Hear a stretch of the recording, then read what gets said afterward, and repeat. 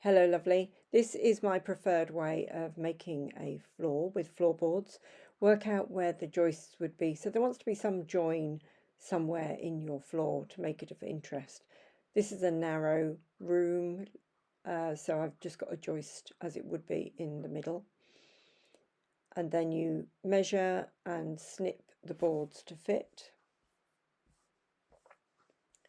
And they have a backing, so you peel off the backing and stick that into place. And I tend to stagger it, so I've got a join and then a straight bit and then a join and then a smooth bit, so it just breaks it all up.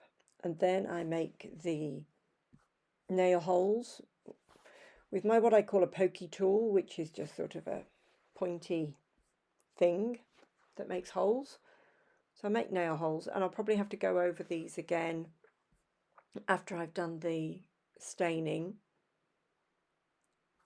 but it just adds a little bit more interest and authenticity to the floors. You can see this is a bigger floor, I think. And then get out the stain, splosh it all about, and you want to be able to get in between the boards, so you're actually covering.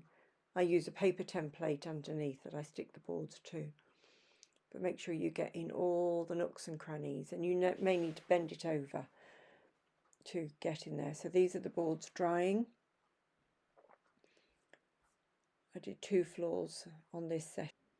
Please subscribe, thank you so much, it all helps me get found. And then I wanted to go over with some acrylic pens to just add some other interest, some sort of hippie patterns.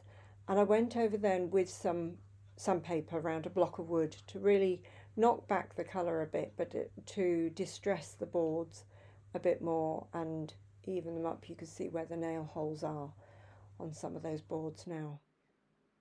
Over again with some more stain. The first board I'd done, the second board I hadn't. That's the stain I used, medium oak, and it's richer and more luscious, but the paint isn't too much. And that's it with some varnish. In situ just needs to be glued down. Thank you so much for watching. See you soon.